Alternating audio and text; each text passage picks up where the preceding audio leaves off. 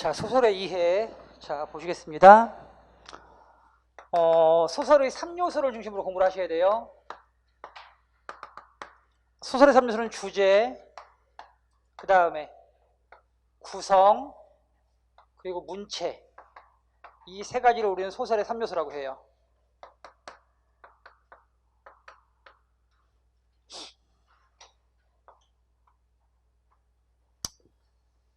주제는 작가의 중심 생각을 말하죠.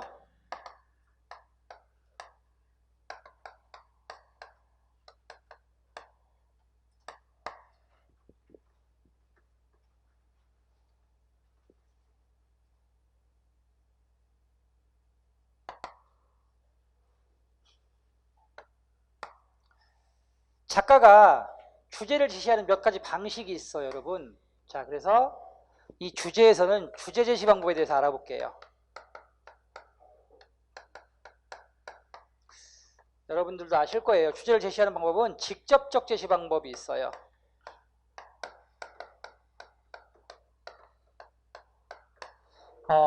즉 작품 속 서술자가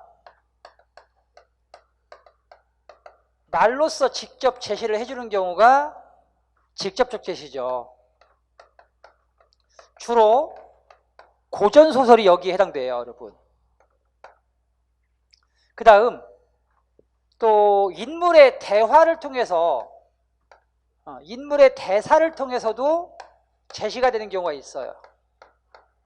이런 경우들이 모두 직접적 제시입니다, 여러분. 반면 현대소설은 대부분 간접적 방식으로 주제를 제시하는데,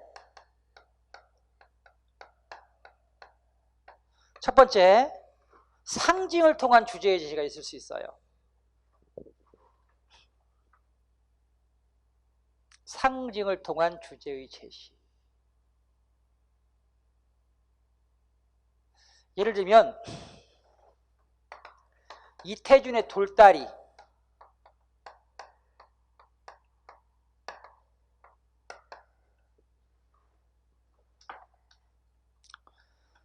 이태준의 돌다리는 그 아버지가 돌다리가 쓸려간 자리에 다시 막 돌다리를 막 놓으려고 해요.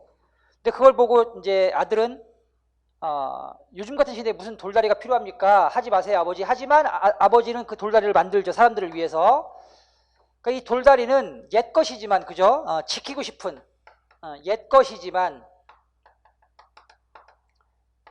그러니까 지키고 싶은 옛 것이에요. 그러니까 사라져가는 옛 것, 사라져가는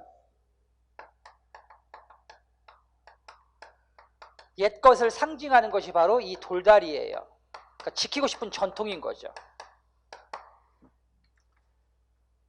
이렇게 어떤 상징적 사물을 통해서 주제를 제시하는 거예요, 여러분.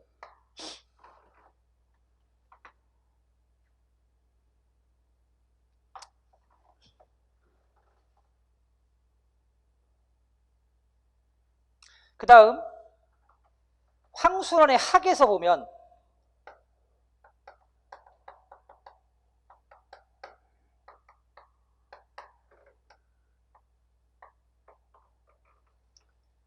이 학은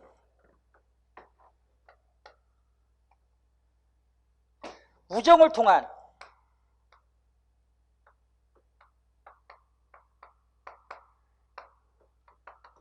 이념 갈등을 극복한다라는 것, 이거를 마지막에 이 학이 자연스럽게 날아오르는 이 장면을 통해서 보여주고 있습니다. 마지막 학이 날아오르는 장면은 우정을 통한 이념 갈등의 극복을 상징해요.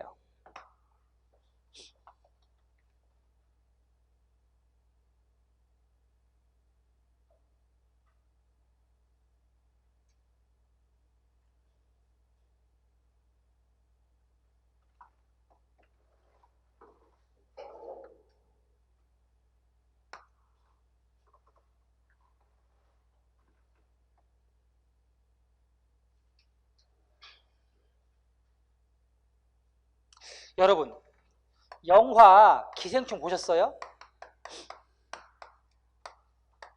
이 기생충이라는 영화를 보잖아요. 그러면은 주인공 가족이 어디에 살아요?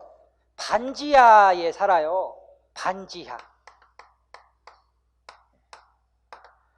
그리고 이제 그 주인공이 과외하는 그 집은 어디에 살아요? 2층 집에 살아요, 여러분. 그러면은 요 반지하와 2층 집이 상징하는 게 뭔지 아세요, 여러분? 바로 빈과 부를 상징해요. 빈. 그러니까 이 그 작가, 저 감독이죠. 감독 봉준호 감독은 반지하와 2층 집의 이 대립적 구조를 통해서 빈과 부의, 우리 시대의 가장 큰 사회 문제인 이 빈과 부의 갈등 문제를 건드리고 있는 거예요. 알겠습니까, 여러분? 그게 상징인 거야, 상징. 이렇게. 이런 걸 상징을 통한 주제의 제시라고 해요. 두 번째, 암시를 통한 주제의 제시도 있어요. 암시를 통한 주제의 제시. 예를 들면 이효석의 메밀꽃 필 무렵에서는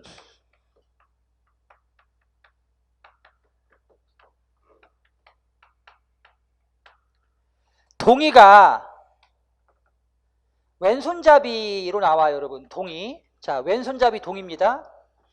이 왼손잡이인 동이는 결국은 허생원의 자식임을 암시하는 거예요.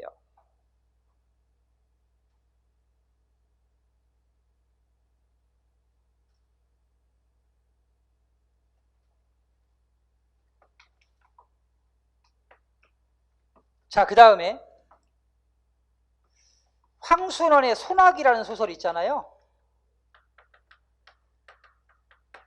소녀에게 물어봐요. 너는 무슨 색을 좋아하냐고. 그랬더니 소녀가 보랏빛을 좋아해. 보라색을 좋아한대요, 여러분. 자, 소녀가 좋아하는 보라색. 보라색은 밝음과 어둠의 중간색입니다. 즉 생과 사의 중간 경계예요. 그러니까 이 소녀는 지금 생과 사의 중간에 있는 겁니다. 그리고 이 보라색을 통해서 소녀의 죽음을 암시하는 거예요, 여러분.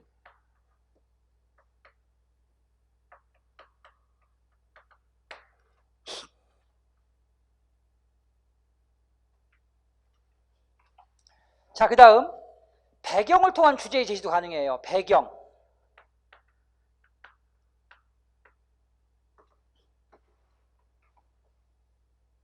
그러니까 소설에서 장소는 단순한 배경이 아니라 이렇게 주제를 제시하는 기능도 합니다, 여러분.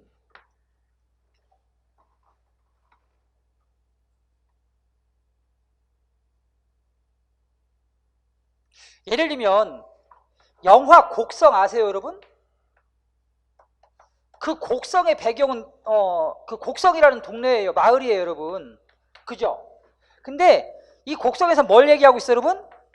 그 우리가 설명할 수 없는 그 비인간적인, 그죠? 그 힘, 알 수 없는 그 신비한 힘에 지배당하는 인간의 모습을 그려준 작품이 바로 영화 곡성이에요, 그죠? 곡성. 근데 여러분, 이 곡성이라는 그 배경과 그 작품에서 전해주는 그 메시지, 인간을 지배하는 그 알 수 없는 힘이라는 것이 이 곡성이라는 배경과 일치하는 거죠.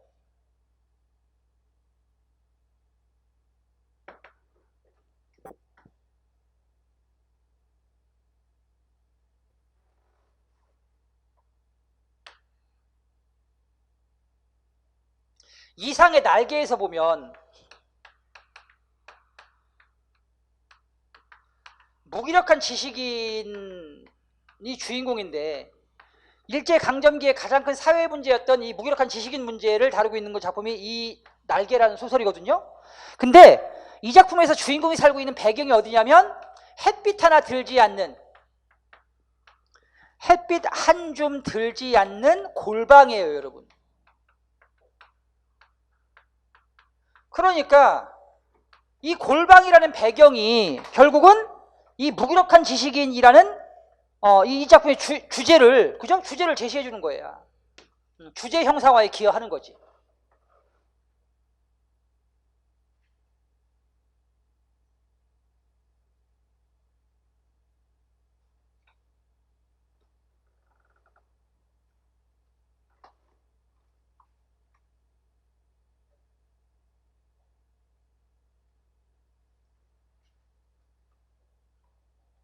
자, 그 다음에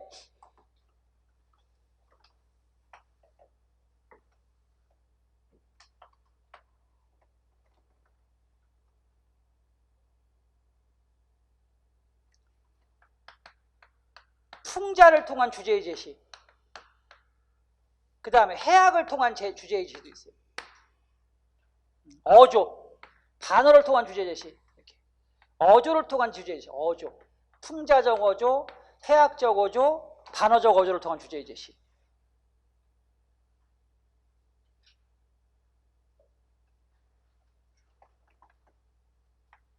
예를 들면 김유정의 봄봄이나 동백꽃 같은 작품들은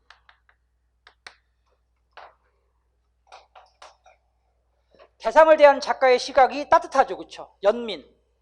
그래서 연민의 바탕을 둔 웃음을 주는 이 봄봄, 동백꽃들은 모두 해악을 통한 주제의 제시를 쓰고 있어요. 해악적 어조를 통한 주제의 제시.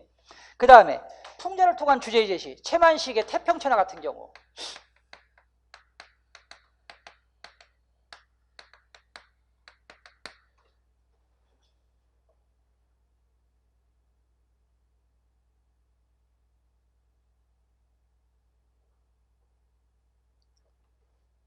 또 채만식의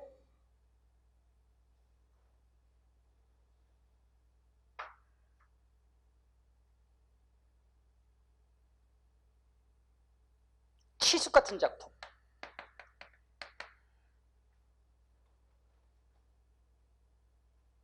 태평천하에 나오는 주인공은 일제강점기를 태평천하라고 인식하고 있어요.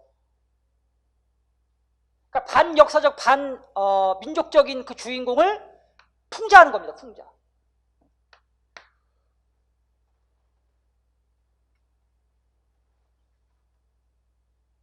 그다음에 반어적 어조를 통한 주제의 제시, 여러분 알고 있는 현진건의 운수 좋은 날. 운수 좋은 날이라고 했지만 사실은 가장 운수가 나쁜 아내가 죽은 날이었잖아요. 그렇죠?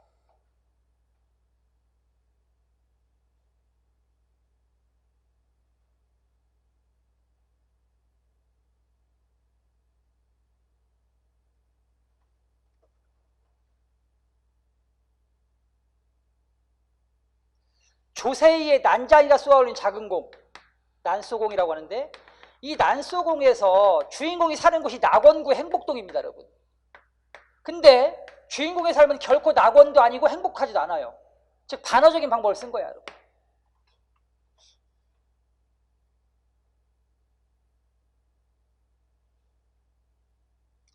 채만식의 치숙도 마찬가지예요. 치숙도 풍자적 어조도 되지만 반어적 어조도 돼요. 여러분, 치숙은 내가 나오고 아저씨가 나와요.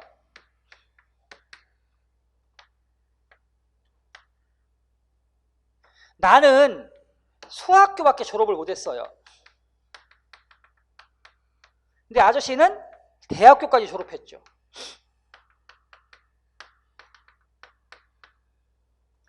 자, 하지만 아저씨는 사회주의 운동을 해요. 여러분.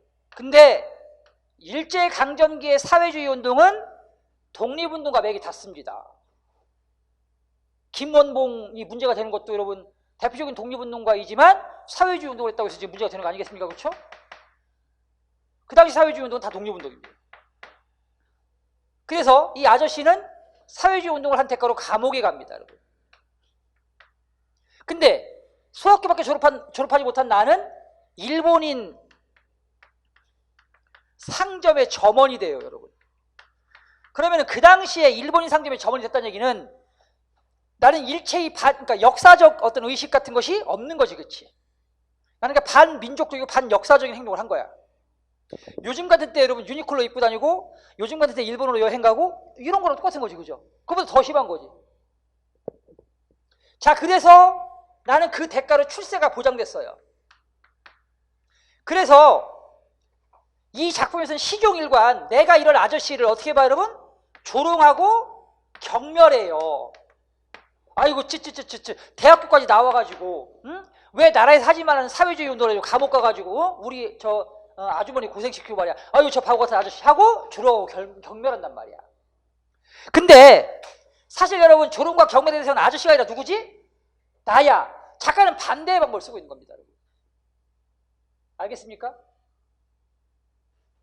이렇게 간접적으로 풍자나 해학적 어조, 반어적 어조 또는 배경, 암시, 상징을 통해 주제를 제시하는 걸 뭐라 그래? 간접적 제시 방식이라고 해요.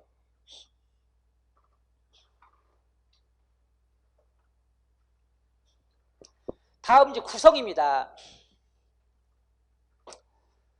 소설 구성의 3요소가 있죠.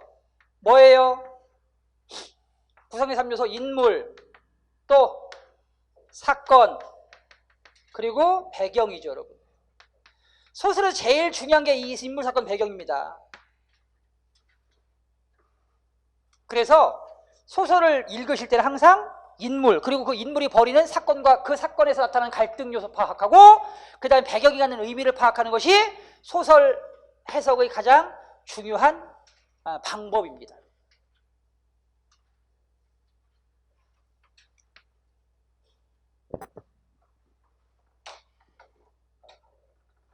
먼저 인물입니다, 여러분. 인물은 자, 인물의 종류가 있죠.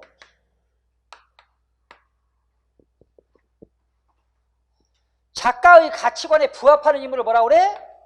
주동인물이라고 하고요. 그 다음에 작가의 가치관에 대립하는 인물을 뭐라고 그래? 반동인물이라고 그래요. 그래서 우리는 춘향이를 주동인물이라고 한다면 변사또가 뭐가 되는 거야? 반동인물이 되는 거겠죠. 흥부가 주동인물을 한다면 놀부는 반동인물이 되는 거예요, 여러분. 자, 그 다음에 인물은 성격이 변하지 않는 인물을 평면적 인물이라고 하고요. 성격이 변하는 인물을 입체적 인물이라고 합니다. 그래서 흥부는 처음부터 끝까지 착하니까 성격이 변하지 않는 평면적 인물이에요. 놀부는 처음에는 굉장히 약했지만 나중에 이제 흥부를 통해서 교화가 되잖아, 그렇죠? 착한 놀부로 다시 태어납니다. 그러니까 성격이 변해요. 그래서 놀부는 입체적 인물이 되는 거죠.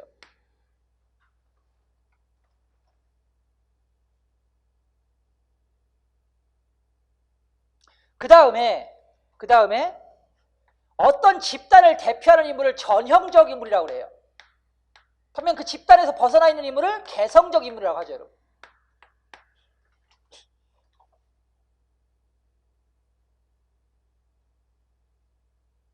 그러면은 봐봐요, 여러분.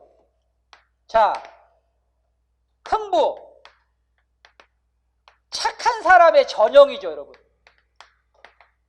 그죠?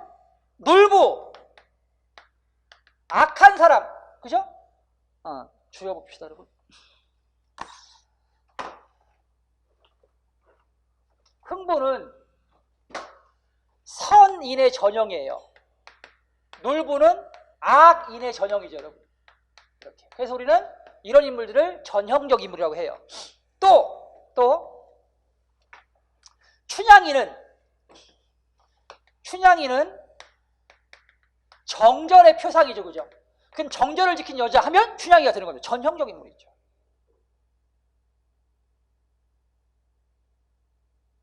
근데 흥부는 개성적 인물도 돼요, 여러분. 어떤 면에서 몰락한 양반이라고 하면 뭐가 되는 거예요, 여러분? 일반적인 양반과는 다르잖아요, 그렇죠? 일반적인 양반과는 다르게 찢어지게 가난해요, 그죠? 찢어지게. 그럼에도 불구하고 늘 웃음을 잃지 않지, 그치? 그런 거 보면 참 개성적인 사람이 긍정적이고 초긍정. 알겠습니까?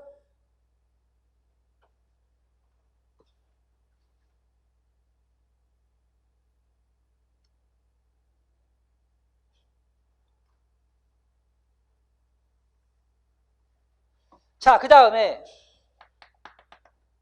인물 제시 방법이 있어요. 자, 서술자가 직접 말로 제시해 주는 걸 직접적 제시 방법이라고 해요, 여러분. 옛날에 착하고 착한 흥부가 살고 있었다. 그럼 뭐예요, 여러분? 직접적 제시 방법입니다. 자, 근데 이제 간접적 제시 방법은 서술자가 말로 제시해 주는 것이 아니라 보여주는 거예요. 즉 대화나 행동을 통해서 인물과 인물 간의 대화 또는 인물의 행동을 통해서 간접적으로 제시해 주는 거, 보여주는 방법을 간접적 제시, 보여주기 방법이라고 해요. 예를 들면 놀부 행동 볼 것 같으면 물동이 이고 걸어가는 여자 쫓아가서 물동이 깨트려서 물 온팍 뒤집어 씌우기. 그 다음에 똥 싸는 아이 등 뒤로 살금살금 다가가서 주저앉혀가지고 똥 묻히기. 이렇게 놀부의 행동을 쭉 이렇게 말로 해줘요, 여러분. 이렇게 행동을. 그럼 이제 봐봐. 서술자가 인물을 직접 얘기해주지 않았지만 그 놀부가 하는 행동을 보면 놀부가 어떤 사람인지 성격이 드러나 안 드러나? 드러나잖아, 그치? 그죠? 그래서 그런 걸 뭐라고 그래요, 여러분? 간접적 제시, 보여주기라고 하고요. 서술자가 말로 제시해주는 걸 말하기 방법 혹은 직접적 제시라고 해요. 이해됐어요? 알겠습니까?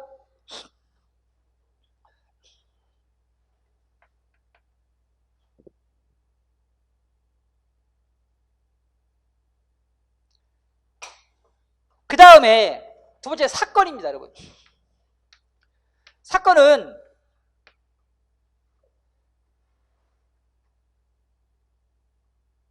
인물과 인물이 벌이는 갈등을 말해요. 그걸 이제 사건이라고 하죠. 갈등의 종류는 내적 갈등이 있고 외적 갈등이 있습니다, 여러분.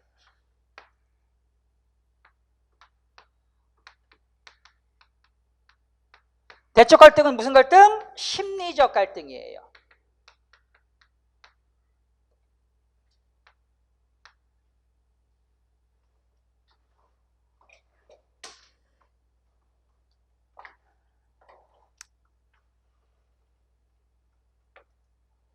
하늘은 말 것만이라는 소설이 있어요.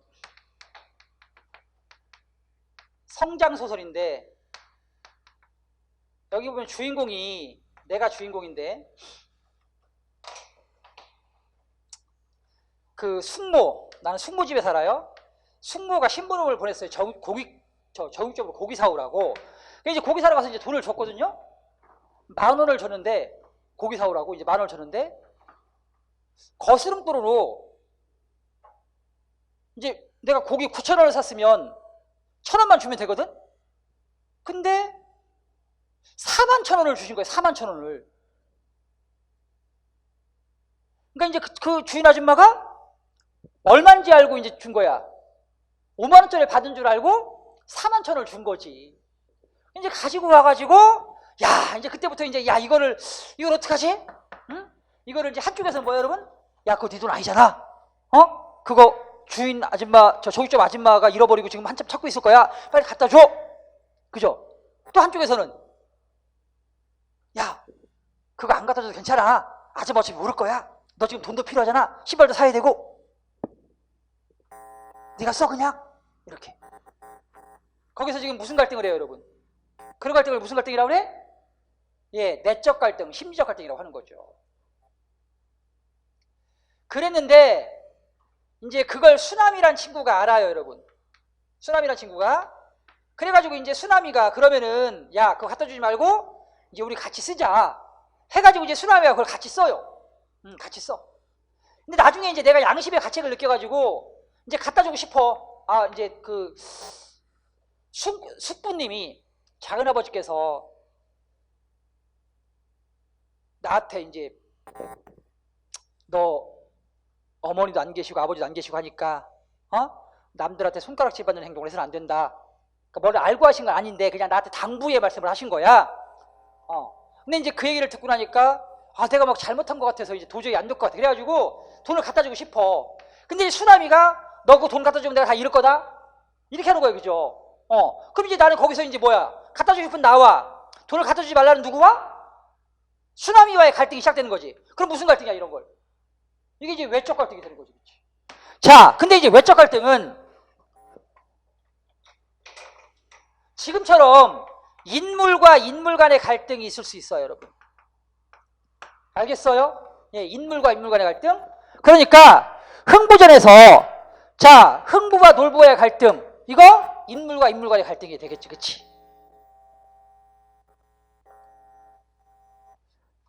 근데 이제 이 갈등이 인물과 사회와의 갈등 갈등일 수도 있어요. 그리고 이게 중요해요. 인물과 사회의 갈등이. 예를 들면 춘향전에서 춘향과 변사또의 갈등, 이거는 개인 춘향과 개인 변사또의 갈등이 아닙니다. 여러분, 춘향이는 기생이에요. 기생. 그리고 변사또는 그 기생을 관장하는 그 기생이 소속된 관청의 사또입니다. 여러분, 그러니까 변사또와 춘향 기생에게 소속 기생에게 수청을 빌라고 하는 것은 당시 사회 문화적 관습에서 당연한 거예요. 당연한 권리야, 권리. 그걸 요청한 거지. 그러니까 춘향과 변사또의 갈등은 개인의 자아를 지키고 싶은 춘향과 그 개인의 자유를 억압하는 봉건사회, 알겠습니까 여러분? 봉건사회의 갈등이지 개인과 개인 간의 갈등이 아니라고요, 여러분. 알겠죠? 변사또가 권력을 갖지 않고 그냥 개인 그 변사또가 자기 힘으로 춘향이에게 만약 이제 강제로 어떻게 해서 뭐 이제 수청을 들라고 했으면 그건 개인과 개인 간의 문제가 되지만, 그게 아니라 여러분, 봉건사회라는 사회적 관습으로 춘향을 억압한 것이기 때문에 이건 사회적 문제지 개인적 문제가 아닌 것이다. 알겠어요? 이런 걸 사회적 갈등이라고 그래요.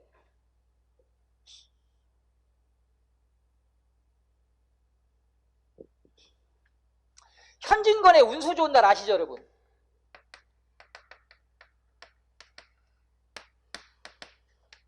자, 여기서 보면 이제 봐봐. 아내가 아파.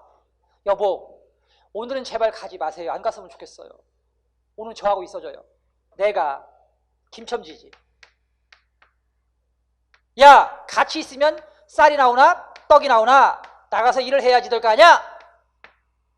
가지 말라는 아내와 가서 일을 한다는 김첨지 간의 갈등이 있죠, 그죠? 이런 건 무슨 갈등이에요? 이런 건 인물과 인물, 개인과 개인 간의 갈등이 맞습니다.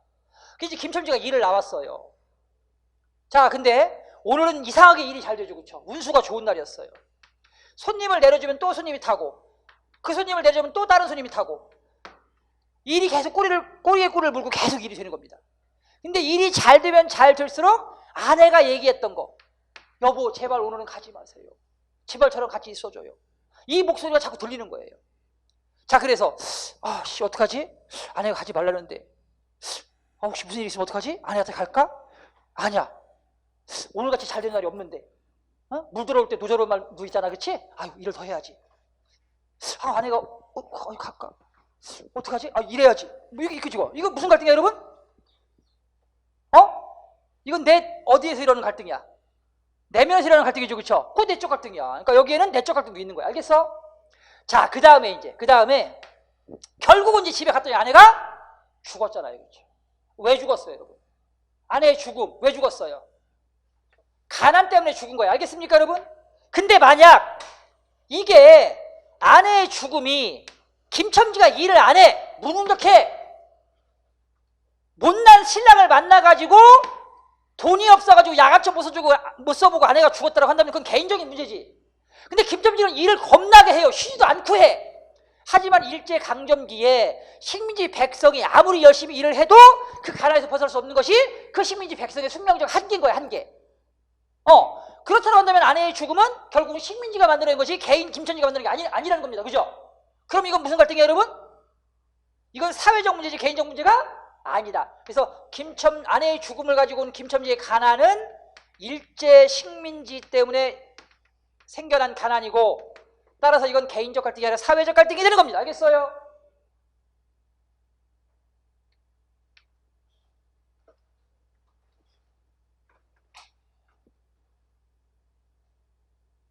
그래서 아까 이상의 날개에서 설명할 때 얘기했듯이 일제강점기의 가장 큰 사회 문제가 뭐였냐면 지식인의 무력화였습니다. 무기력. 그러니까 일제는 의도적으로 지식인에게 일을 주지 않습니다.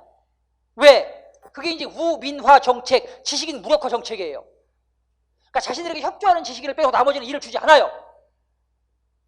그래서 일자리를 잃는 지식인의 문제가 가장 큰 사회 문제였고, 그 지식인 문제를 다룬 작품들이 굉장히 많아요. 일제강점기 때. 뭐 예를 들면 이상의 날개, 그 다음에 박태원의 소설가 구보시 1일, 현진건의 술관하는 사회, 다 지식인 문제를 그리고 있거든? 일자리 없는 지식인? 그럼 그거는 개인이 일을 하기 싫어서 게을러서 일을 안 하는 게 아니라 일제가 의도적으로 일을 주지 않은 거기 때문에 사회적인 문제지 개인적인 문제가 아닌 거예요, 여러분. 지금 청년 실업 문제, 이거 개인적인 문제가 아니잖아, 그치? 우리가 아무리 일을 열심히 해도 일자리가 없는 걸 어떻게 해요, 여러분? 아무리 공부를 열심히 하고 아무리 노력해도 일자리가 나한테 주어지지 않는 거잖아. 그건 사회적인 문제잖아, 그치? 그죠? 그래서 일제강점기 지식인 문제를 다룬 소설들 모두 사회적인 문제, 알겠어요? 개인과 사회와의 갈등입니다. 이해됐어요, 여러분? 예, 그 다음에 경우에 따라서는 인물과 운명 간의 갈등도 있어요.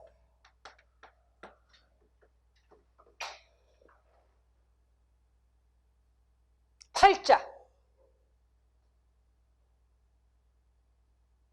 미신이긴 하지만 인간은 어떤 특정한 운명을 타고나고 그 운명의 굴레에서 벗어날 수 없다.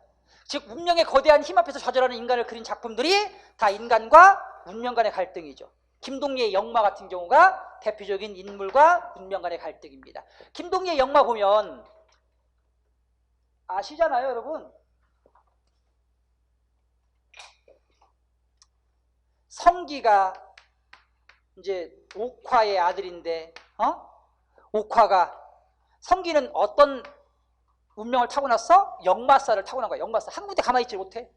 왜? 알고 봤더니 옥화 남편이고 성기의 아버지가 떠돌이 중이야. 또 옥화 아버지가 옛날 남사당패였어. 남사당패가 뭐 하는 거야? 이 시장 저 시장 옮겨다니면서 공연해서 먹고 사는 사람들 아니야, 그치? 그러니까 할아버지 아빠의 떠돌이 피가 성기한테 고스란히 들어간 거지. 그러니까 성기는 한 군데 가만히 있지 못해. 역마살을 타고난 거야. 그래서 이제 그 역마살을 잠재워 보고자 가진 노력을 다 하지만 어떻게 그럴 방법이 없었어요. 근데 다행히 옥화가 주막집을 하는데 옥화네 집에 개연이라는 여자아이가 찾아와. 근데 성기하고 더 개연이가 좋아해. 그래서 옥화는 그럼 개연이하고 성기를 짝지어주면 그래서 뭘 물려주면, 주막집을 물려주면 그냥 여기서 뭐 잘은 못 살아도 주막집 사면서 소소하게 둘이 행복하게 살면 되겠다. 그럼 역마살도 없어지겠지? 하고 생각을 했단 말이야. 나중에 알고 봤더니 개연이 누구였어? 옥화의 아버지가 옥화 어머니 말고 떠돌아다니면서 다른 여자하고 만나서 낳은 자식이 개연인 거야. 그러니까 결국은 옥화의 배달은 동생이고 성기에게 누구야, 여러분? 이모고죠, 이모고죠. 이모야, 이모. 결국은 여러분 조카와 이모 사이에 사랑이 이루어질 수 있습니까? 안 되는 거지, 그죠? 그래서 성기는 그걸 자신의 운명으로 받아들이고 여러분? 그냥 떠돌이의 삶을 살아요. 내가 아무리 발버둥 쳐도 나는 이 떠돌이라는 운명, 역마살의 운명을 벗어날 수 없구나. 결국은 운명 앞에 인간이 좌절하는 모습을 그린 작품, 역마는 인간과 운명 간의 갈등을 그린 작품이다 라고 볼 수 있겠습니다. 그 다음 인간과 자연 간의 갈등도 있을 수 있어요, 여러분. 각종 자연재해, 폭염 또는 홍수, 폭설, 이런 자연재해 속에서 인간이 좌절하면 그건 인간과 자연의 갈등이 되겠습니다. 이런 걸 우리는 사건, 즉 인물과 벌이는 갈등이라고 할 수 있겠습니다. 알겠죠, 여러분? 예. 그 다음에 이제 아까도 얘기했지만 배경은 단순한 여러분 시간과 공간이라고 생각하면 안 돼. 알겠어요? 배경은 어떤 기능을 해요? 아까 뭘 제시해 줄 수 있다? 주제를 제시해 줄 수 있다. 그렇지? 그리고 또 배경은 사건의 리얼리티를 높일 수 있어요. 그렇죠? 사실성을 부여할 수 있습니다. 또 주인공의 성격 형성에 영향을 줄 수도 있죠. 그래서 여러분 봐봐, 이 소설 구성이라는 건요, 잘 들어요. 이게 왜 구성의 3요소냐면 구성은 인물과 사건 간에, 인물과 그 인물이 벌이는 사건 간에 유기적 연관성이 있어야 돼요. 그러니까 어떤 사건이 있으면 그 사건을 행한 인물이 그 사건을 벌일 수밖에 없는 타당한 이유가 있어야 된다고. 인물과 사건의 유기적인 연결, 그런 걸 뭐라 그래? 구성이라고 하는 거예요. 또 사건과 배경, 사건이 있고 사건이 벌어진 배경이 있어요, 여러분. 그럼 그 사건이 벌어질 수 있을 만한 배경이어야 되는 거지, 그렇지? 알겠습니까, 여러분? 여러분 아까도 얘기했지만 소설의 사실성, 리얼리티를 높일 수가 있거든. 그 다음에 또 인물과 배경 간의 관계도, 그죠? 인물의 성격도 그 배경에 의해서 형성되는 겁니다. 그래서 인물과 사건 간의 유기적 연결, 사건과 배경 간의 유기적 연결, 그리고 배경과 인물 간의 유기적 연결이 잘 되어 있어야 우리는 그런 구성을 탄탄한 구성, 짜임새가 잘 갖추어져 있는 구성이라고 하는 겁니다.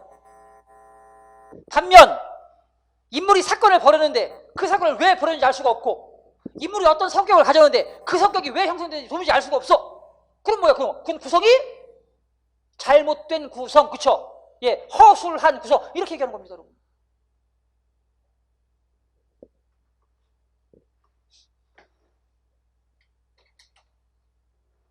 알겠습니까? 자, 그 다음에 문체입니다, 문체. 문체는 작가가 글을 쓰는 스타일을 말해요. 작가가 글을 쓰는 스타일. 그래서 자, 어떤 작가는 서술의 방식을 많이 써요. 서술, 즉 말로 사건을 요약해서 전달해주는 방식을 서술이라고 합니다. 또 어떤 작가는 말로 사건을 자기가 서술해서 제시해주기보다는 인물과 인물 간의 대화를 통해서 사건을 전개시켜 나가고, 자, 그 다음 갈등을 제시해 주는 작가들도 있어요. 그럼 그 사람은 대화를 많이 쓰는 작가입니다. 그게 스타일인 거야.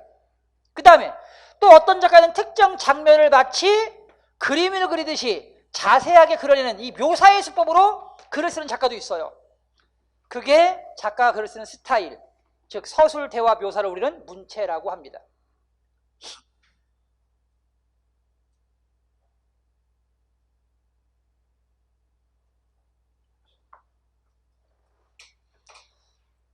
그래서 여러분 소설을 감상하실 때는 반드시 이렇게 주제 구성 문체, 그리고 구성의 3요소인 인물, 사건, 배경을 중심으로 작품을 읽는 연습, 습관이 필요하다. 자, 책 보겠습니다. 487쪽, 예, 소설의 구성 보시겠습니다. 구성, 작품의 짜임새로 주제를 효과적으로 표현하기 위한 사건의 인과관계에 따른 유기적 배열을 말합니다. 스토리가 있고 플롯이 있어요, 여러분. 스토리는 단순히 시간의 흐름에 따른 사건의 전개일 뿐, 인과관계에 따른 유기적 연결이 없을 때 그걸 뭐라고 그래요? 스토리라고 하는 거예요. 그래서 전래 동화, 우리 어렸을 때 읽었던 전래 동화는 스토리일 뿐 그것은 뭐가 플롯이 없어요, 그렇죠? 그래서 소설이 안 되는 겁니다. 다음 구성의 단계입니다. 자, 발단, 전개, 위기, 절정, 결말, 이렇게 5단계 구성을 취하는 것이 일반적인데요. 자, 발단은 소설의 도입부로 시간적, 공간적 배경이 제시되고 성격이 제시됩니다. 또 소설의 분위기가 드러나며 사건 실발이가 나타나는 부분입니다. 전개는요, 사건이 본격적으로 전개되는 단계로 사건이 복잡하게 얽히고 갈등과 분규가 서서히 일어납니다. 위기는 사건이 절정에 이르는 계기가 되는 단계로, 자, 사건의 극적 반전을 가져오는 모멘트가 나타나는 단계를 말합니다. 그 다음 절정, 갈등과 분규가 격렬해지면서 사건과 갈등이 최고조에 이르는 단계를 말합니다. 그 다음 마지막 결말입니다. 사건이 마무리되고 모든 갈등과 분규가 해결되고 주인공의 운명이 결정되면서 주제가 제시되는 단계를 말합니다. 자, 그 다음에 구성의 유형입니다. 갈등이 한 가지 갈등 요소만 들어가 있는 경우를 우리는 단일 구성이라고 해요. 반면 여러 가지 갈등이 얽혀져 있는 구성을 복합 구성이라고 합니다, 여러분. 그래서 예를 들면 추석 특집 단막극, 설 특집 단막극, 이런 것들은 여러분 단일 구성이에요. 반면 주말 60부작 드라마, 또 뭐 16부작 미니 시리즈, 이런 것들은 갈등이 한 가지 있을 수가 없지, 그치? 그죠, 여러분? 뭐 주인공 남자와 여자 사이의 어떤 그 사랑의 갈등, 또 주인공과 그 주인공을 둘러싼 어떤 그 사회적 갈등, 그리고 뭐 그 다음에 또 이제 무슨 뭐 어떤 그 여자 쪽, 그죠? 여자 쪽 가정과 그 다음에 이제 나와의 갈등, 뭐 이런 갈등이 막 얽혀져 있잖아, 그치? 그런 것들을 복합 구성이라고 합니다. 그 다음 피카레스크식 구성이 있어요. 피카레스크식 구성은 여러분 한 작품 속에 독립적인 에피소드가 여러 개 들어가 있는 구성을 피카레스크식 구성이라고 해요. 그러니까 사건과 사건이 유기적이고 어떤 인과적이지 않고 다 독립적인 거예요. 주말 드라마는 여러분 주말 드라마는요 사건과 사건이 유기적이고 인과적이기 때문에 여러분 이번 거 안 보잖아요? 그럼 다음 거 이해할 수가 없어요, 그렇죠? 그래서 주말 드라마를 한 번 보게 되면 계속 보게 되는 거죠. 근데 이제 시트콤은 여러분 어제 이야기하고 오늘 이야기가 달라요, 그렇죠? 독립적이에요. 그래서 어제 얘기 안 봤어도 오늘 얘기 보는데 전혀 이상이 없어요, 여러분. 그게 무슨 구성이다? 예, 피카레스크식 구성이에요.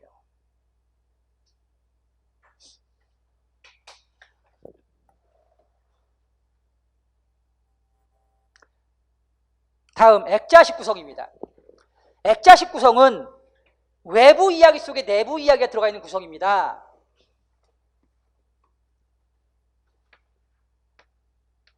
근데 이 외부 이야기하고 내부 이야기 두 가지 이야기가 있지만 외부 이야기는 독립적인 갈등 구조를 갖고 있지 못하기 때문에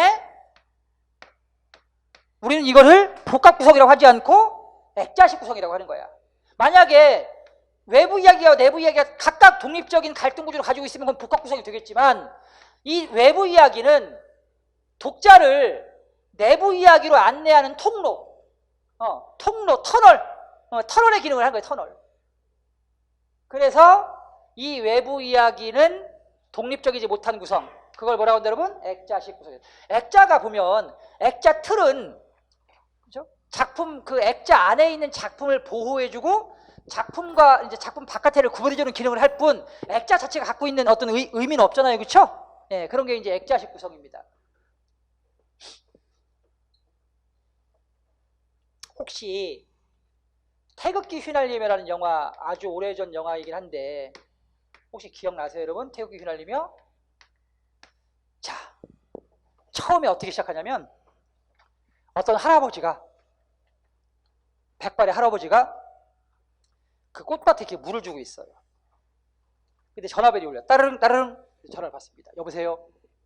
예, 여기 국방부 유해관리 감식반입니다. 혹시 누구누구 씨 뭐 동생 되십니까? 예, 맞습니다. 자, 누구누구 씨 유해가 발견됐습니다.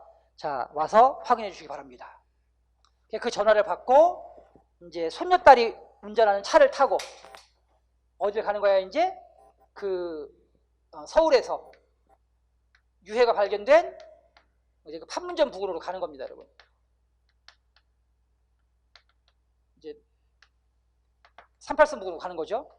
근데 가다가 차를 타고 쭉 이제 가면서 할아버지가 차창 밖에 이제 그 그 들판, 누렇게 익은 곡식으로 익어가는 그 가을 들판을 쭉 보면서 이제 회상에 잠겨요. 할아버지가 회상을 하는 거야. 회상을 하면서 이제 누가 나오냐면 그 할아버지가 원빈이야. 그리고 원빈의 형이 장동건이지. 그 다음에 장동건이 살아가는 여자가 지금은 그 고인 되신 이은주 씨야. 그래서 장동건과 이은주의 사랑, 그리고 이제 장동건과 원빈의 그 형제애 뭐 이런 것들이 그려지고, 그 다음에 이제 장동건과 원빈이 이제 그 전쟁이 나면서 이제 군대를 가잖아, 그렇지?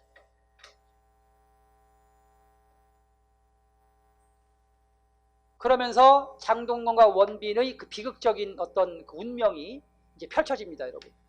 그러면 봐봐, 요 서울에서 판문점으로 가고 아까 전화를 받고, 그죠? 이 이야기는 외부 이야기고 결국은 작가가 전해주고 싶은 메시지는 이 안에 있는 장동건, 원빈, 이은주를 통해 전개가 되는 거지, 그렇지? 이런 걸 무슨 구성이라고 한다, 여러분? 액자식 구성. 그럼 이렇게 액자식 구성을 취하는 이유가 뭐냐? 그냥 굳이 장동건, 원빈, 이은주를 주인공으로 해서 그 내부 이야기만 보여줘도 되는데 외부의 이야기를 두는 이유는, 외부 이야기를 두잖아? 그럼 마치 독자 입장에서는 저 할아버지가 실존 인물인 것 같아. 그리고 실제 있었던 얘기를 하는 것 같은 느낌, 즉 사건의 리얼리티, 진실성을 더 높여주는 효과가 생겨요. 알겠습니까, 여러분? 그게 액자식 구성의 장점이 되겠습니다. 그 다음에 시간적 수소에 따라 사건이 전개되는 걸 평면적 구성이라고 하고요. 최근에는 시간이 막 이렇게 이제 과거에서 현재, 현재에서 미래 이렇게 막, 그죠? 그러니까 수선에도 가지 않고 미래에서 현재로 돌아오고, 그죠? 과거에서 미래로 뛰어넘고 이렇게 이런 구성도 있단 말이야. 여러분, 일본 영화 중에 나는 오늘 내일의 너와 만난다라는 그 영화가 있어요. 그 영화는 남자는 과거에서 와요, 여러분. 남자는. 반면 여자는 미래에서 와요. 그래서 남자와 여자가 시간을 거꾸로 사는 거예요. 그러니까 이렇게 시간이 막, 그죠? 얽혀져 있어요, 여러분.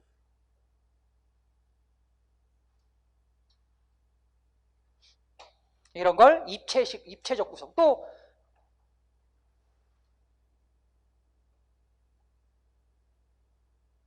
그 드라마 시그널 기억나요? 시그널 여러분?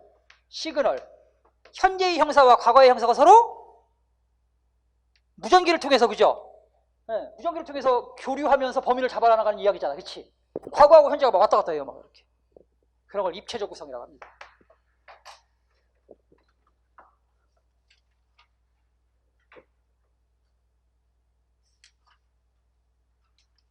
그 다음에 이제 인물의 개념. 자, 아까 설명 다 드린 거고요, 그죠? 예, 인물에는 주동인물, 반동인물, 전형인물, 개성적 인물, 평면적 인물, 입체적 인물 등이 있습니다. 그 다음 인물 제시 방법. 서술자가 직접 제시해 주는 걸 직접적 제시 방법이라고 합니다. 이, 지, 적, 이, 요, 이론적이긴 둘이 더하고 덜할 것이 없지만은 이렇게 서술자가 직접 얘기해 줘요. 이, 지, 적, 이, 이론적, 이렇게.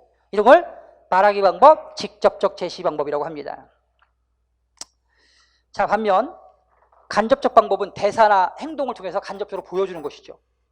허생은 변 씨를 대하며 길게 읍하고 말했다. 내가 집이 가난해서 무얼 좀 해보고자 하는데 만냥을 구워주시기 바랍니다. 그러시오.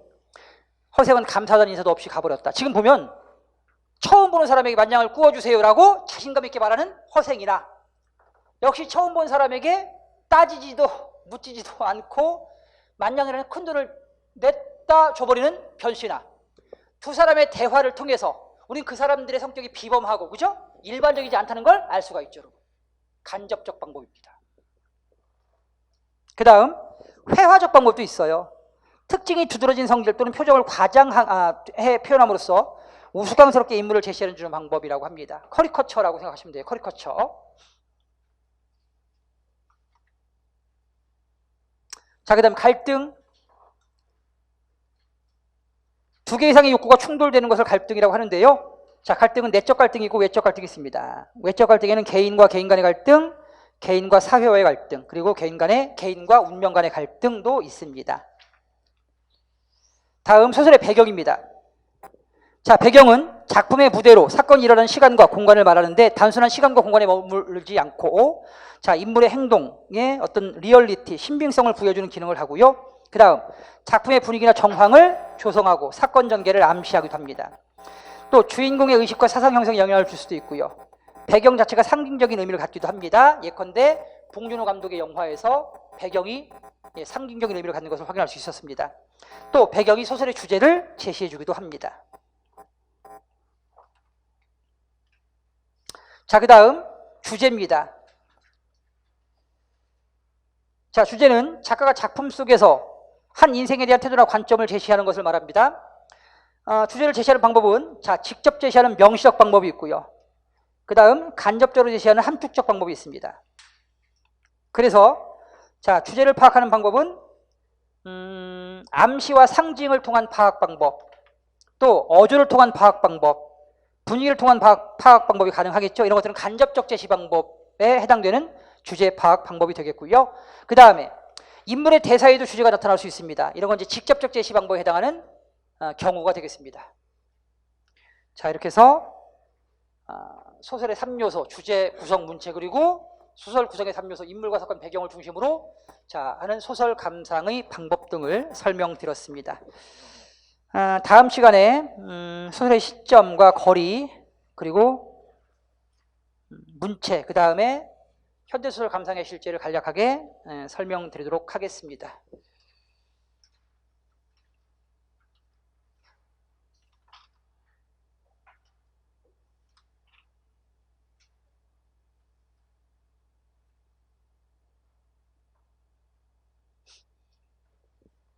자, 여러분 오늘 여기까지 하겠습니다. 수고하셨습니다.